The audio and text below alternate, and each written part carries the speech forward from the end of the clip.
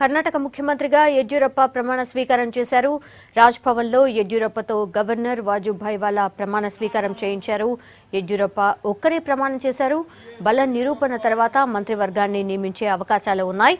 మరోవైపు బలం నిరూపణకు గవర్నర్ 15 రోజుల టైం కూడా ఇచ్చారు. అంతేకాదు గవర్నర్ నిర్ణయంపై రేపు సుప్రీంకోర్టులో మరోసారి విచారణ జరగబోతోంది. అన్ని పూర్తయిన తర్వాతే మంత్రివర్గాన్ని ఏర్పాటు చేయనున్నారు యడ్యూరప్ప. ಮತ್ತು ಕರ್ನಾಟಕ ರಾಜ್ಯದ ಮುಖ್ಯಮಂತ್ರಿಯಾಗಿ ನನ್ನ ಕರ್ತವ್ಯಗಳನ್ನು ಶ್ರದ್ಧಾಪೂರ್ವಕವಾಗಿ ಮತ್ತು ಅಂತಃಕರಣಪೂರ್ವಕವಾಗಿ ನಿರ್ವಹಿಸುತ್ತೇನೆಂದು ಭಯ ಅಥವಾ ಪಕ್ಷಪಾತವಿಲ್ಲದೆ ರಾಗದ್ವೇಷವಿಲ್ಲದೆ ಎಲ್ಲ ಬಗೆಯ ಜನರಿಗೆ ಸಂವಿಧಾನಕ್ಕೆ ಮತ್ತು ಕಾನೂನಿಗೆ ಅನುಸಾರವಾಗಿ ನ್ಯಾಯವಾದನೆ ಮಾಡುತ್ತೇನೆಂದು ದೇವರ ಹೆಸರಿನಲ್ಲಿ ಮತ್ತು ರೈತರ ಹೆಸರಿನಲ್ಲಿ ಪ್ರಮಾಣ ಮಾಡುತ್ತೇನೆ.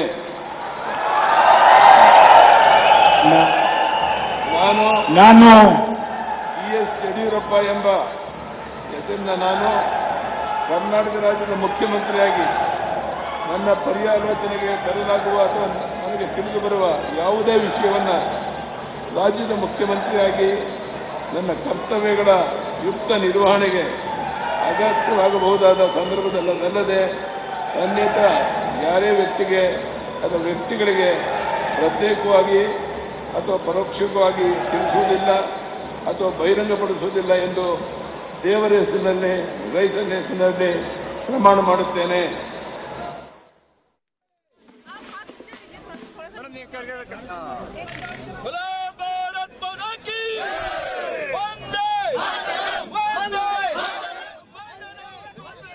పూర్తి డీటెయిల్స్ అందించడానికి భరత్ అందుబాటులో ఉన్నారు. భరత్, యడ్యూరప్ప ముఖ్యమంత్రిగా ప్రమాణ స్వీకారం అయితే చేసేశారు, కానీ ఆయన బలాన్ని ఎలా నిరూపించుకుంటారు?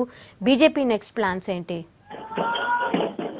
ఇప్పుడు యడ్యూరప్ప ముందున్న అతిపెద్ద సవాలు ముఖ్యమంత్రిగా అయితే ప్రమాణ స్వీకారం చేశారు. ఆయన పదవి ఎన్ని రోజులు ఉంటుంది, అది ఎందుకే ఊడే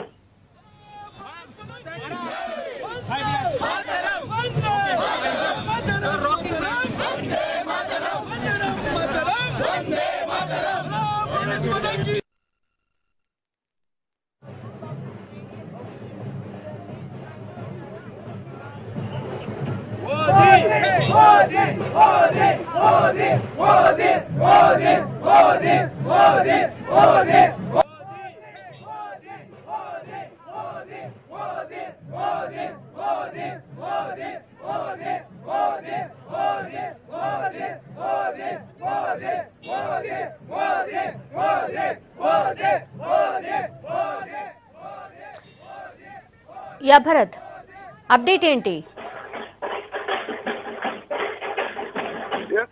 యడ్యూరప్ప ప్రమాణ స్వీకారం అయితే చేశారు, కానీ ఆయన మద్దతు నిరూపించుకోవడం అంత ఈజీ ఏమీ కాదు. ఇప్పుడు 104 సీట్లు మాత్రమే బీజేపీకి ఉన్నాయి. Magic figure 112. ఇంకా 8 మంది ఎమ్మెల్యేలు కావాలి. కాంగ్రెస్, జేడీఎస్ రెండు పార్టీలు కూడా ఆల్రెడీ తమ ఎమ్మెల్యేలని క్యాంపుకు తరలించేశాయి. పైగా సుప్రీంకోర్టులో కూడా హియరింగ్ ఉంది. సుప్రీంకోర్టు కూడా పూర్తిగా యడ్యూరప్ప నియామకాన్ని సమర్థించలేదు. ఒక 2-3 పాయింట్స్ ని సుప్రీంకోర్టు లేవనెత్తింది. నెంబర్స్ లేవు కదా, నెంబర్స్ లేనప్పుడు గవర్నర్ ఎట్లా ఆహ్వానించారు అని ప్రశ్నించింది. తర్వాత యడ్యూరప్పకు గవర్నర్ కు మధ్య జరిగిన ఉత్తర ప్రత్యుత్తరాలు ఏవైతే ఉన్నాయో వాటన్నిటిని కూడా తమకు సమర్పించాల్సిందిగా సుప్రీంకోర్టు ఆదేశించింది.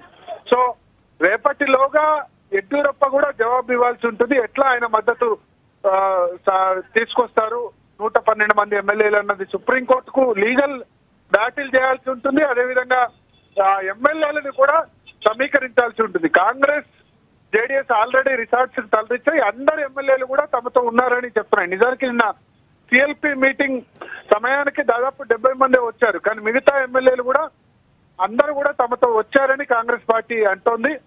తమతో టచ్ లో ఉన్నారని BJP. Gone to the court. The matter is pending before the court. That is number one. Number two, we go to the people. Okay. And today we are making protest here. Okay.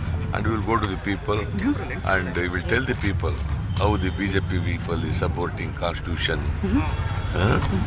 and going against the provisions of the Constitution. and they have no belief in democracy. They have no belief in parliamentary democracy.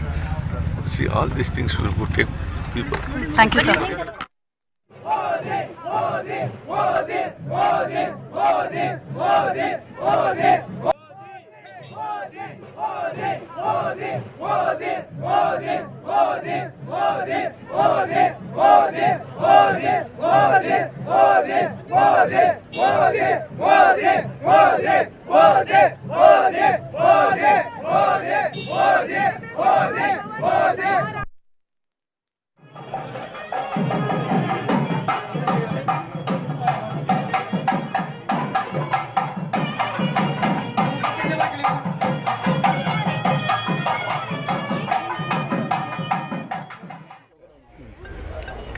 That's what was done. Because that is Supreme Court decision says.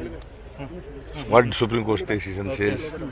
Whoever enjoys majority in the house, or whether it is post alliance or single political party, see, go not necessarily go by the single largest party. If there is a post alliance and the majority is there, only the man who enjoys majority should be invited. So what next for the